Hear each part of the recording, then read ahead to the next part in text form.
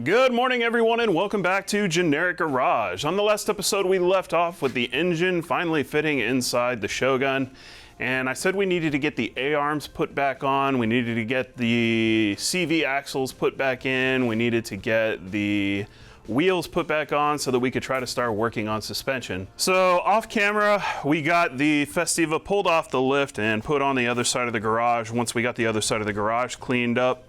And I got the suspension components kind of put back on the vehicle, and I put the wheels on. I was trying to see how everything was going to fit. And then I went and put these giant coils on these struts, and it turns out we just don't have enough room for those big things. So I was kind of thinking it over and trying to see what was available online and what I could order as far as custom coilovers go. And I hit up a few companies that say all over their website, you know, hey, if we don't have what you're looking for, send us an email, give us a call, we'll send you a quote. And I did that, and they were all like, we're not gonna do that. We only sell sets of 4. Most of our kits are for lowering, so on and so forth. So kind of determined that I needed to build my own coilovers. And in looking at the old Festiva components, I believe these are the springs from the rear, and they have a 3-inch inside diameter, and I just kind of slapped them on those struts, and that kind of gave me the idea of what we're going to end up doing today. So today, what I have over here is some brand new struts for the original Taurus, and I got these coilover kits from Speedway Motors, and then I used the laser last night to cut out some Delrin O-rings, or I guess isolators if you will. And then we ordered some 250 pound per inch rate springs. We got some big oversized washers, and we're gonna try to make our own custom coilovers so that we can actually get the suspension put where we need it.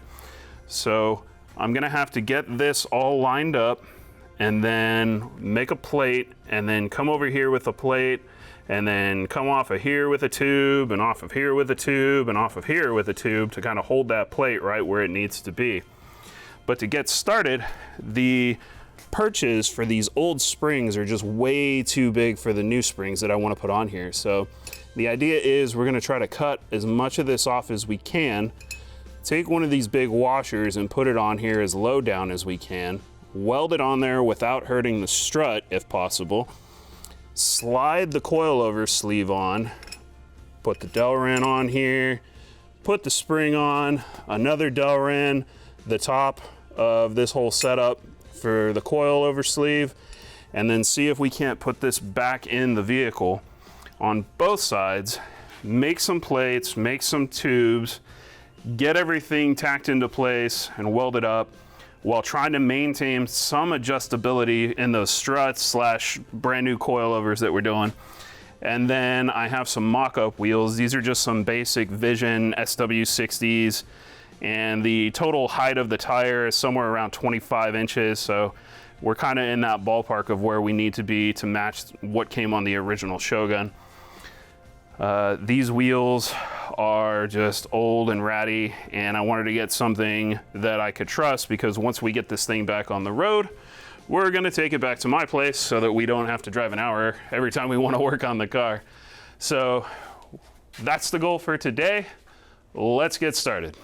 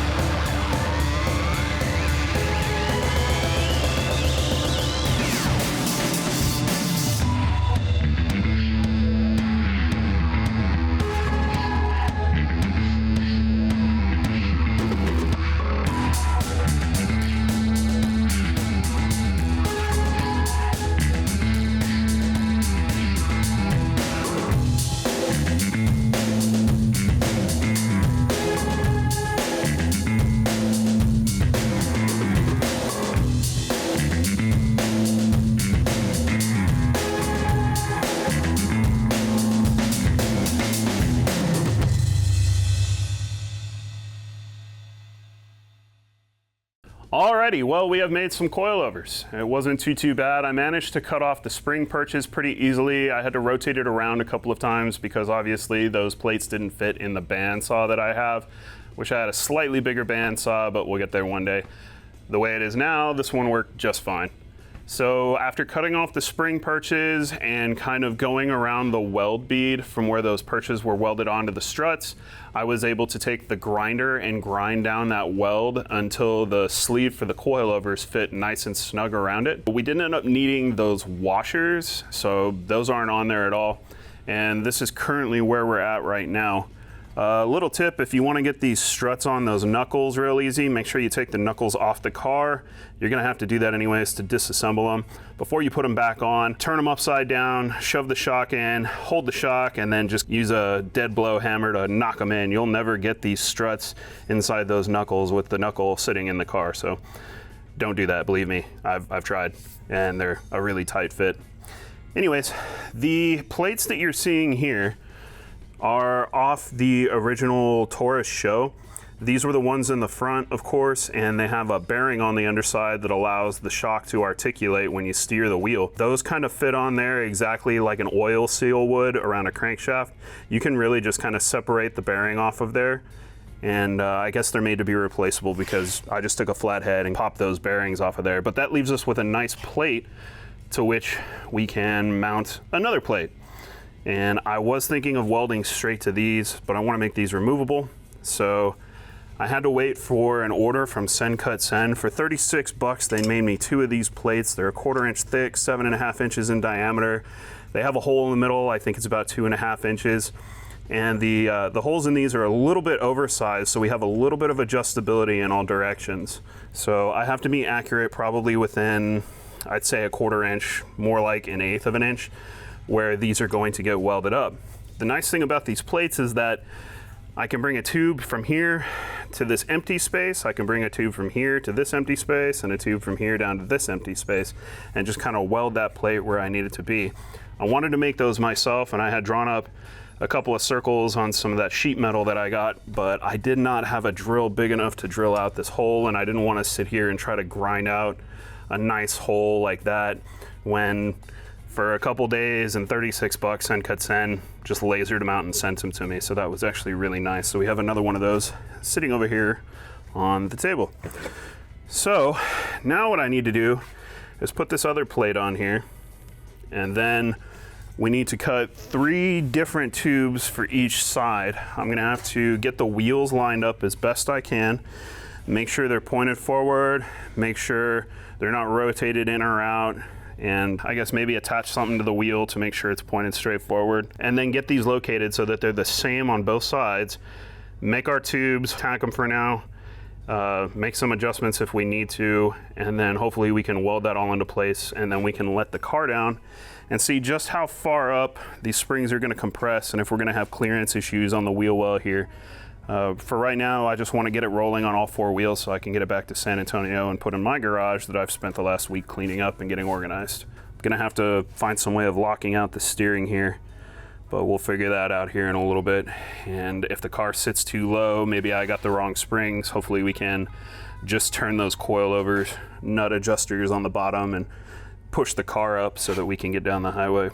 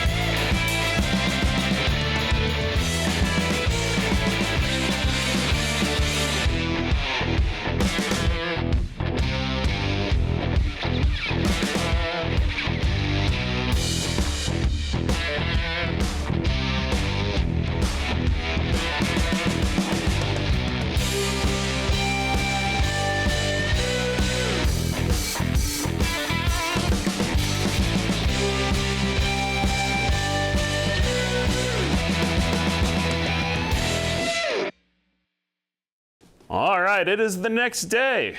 As you can see, last night we managed to get the car on the ground. Everything's just kind of tacked in place for now, but today I'm gonna go ahead and weld everything up so that we can go ahead and hook up the car to the truck and get it towed back to San Antonio. Here's a basic rundown of what happened.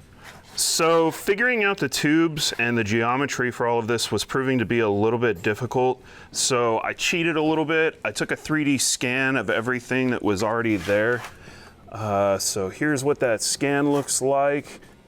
I was trying to figure out the cope angle and the angle of the cut for the surface on the plate there. So once I had a 3D scan, I pulled it into Fusion and I modeled up essentially the tube that's there, the plate, and the location of the holes for the nuts that hold the shock plate on there.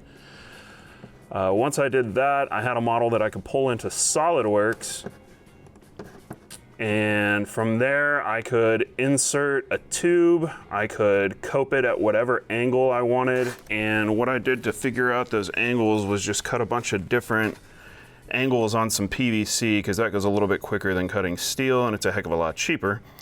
So you can see that those copes kind of just fit right on there, and that gave us a general angle for the tubes. So I tried out a 15, a 22 and a half, a 30, 37 and a half, 45 in different positions. I think this one back here was a 37 and a half, and this one up here was coped at a 22 and a half. But then I had to figure out these cuts on the bandsaw. So if I make that tube longer than the plane with those copes and everything mated up, I could then just cut that plane down and I end up with a tube. You put a little slit in the tube and then you make this a sheet metal part, and then you can unfold it and flatten it out, which gives you a nice print that you can use to then print out on a printer. Take your flat pattern, wrap it around the tube, and you know exactly how you need to cut your tube to fit in the location that it's gonna be in. You start off with a cope, and then you slide this on here, and that gives you this flat surface cut so that you can essentially do something like that, or I guess in this case, something like that. So once you get all that done, you just make your cuts on your tubes, throw everything in there, take some measurements. I measured from the main hoop at the front there. It felt good right at about 19 inches back here and 29 inches back here to about the center point of that tube on both sides. So everything's tacked in here. You saw we got it on the ground. Everything seems to be clearing. The passenger side is a little bit lower than the driver's side, and I think that's because more of the engine weight is on this side. When I sat in the car last night, it kind of balanced everything out. So there's definitely a little bit more weight on the passenger side of the vehicle, but we can adjust the coilovers to kind of compensate for that. And I think what we're gonna do is jack the back of the car back up so that we can adjust those coilovers up and make sure we have enough clearance so that when we're going down the highway, we're not sitting here rubbing on our fenders. So I'm gonna go ahead and get all of these tubes welded up and secured, and then we'll start cleaning up the mess that I've made here in the garage. We'll start packing up all the tools, computer, all of this stuff over here, get everything loaded in the truck, and get ready to take this thing back to San Antonio.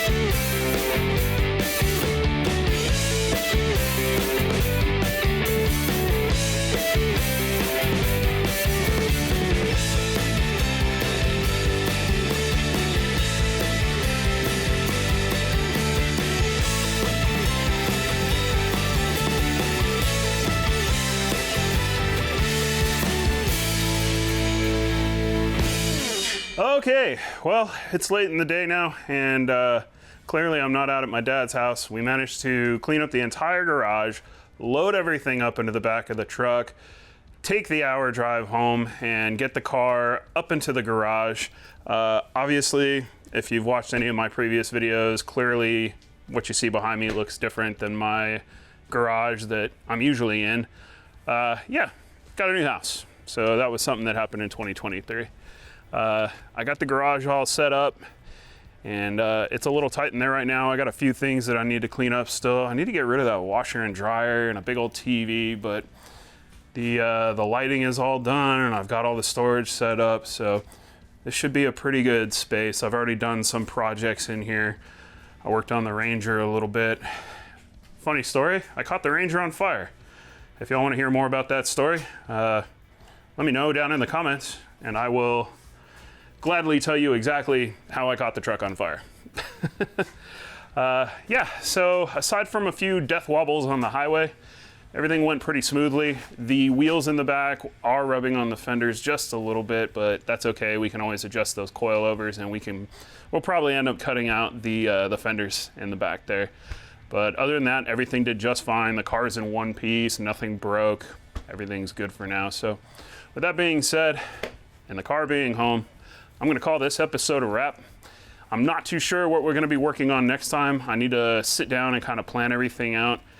I think from here, probably body panel kit stuff. Really need to start working on that because that's gonna take a very long time to finish up. So if you watched till the end, I really appreciate it. I will go over a couple more things that I did on the car in the next episode that I didn't cover in this episode, and then we'll talk about what the next step is for the Shogun.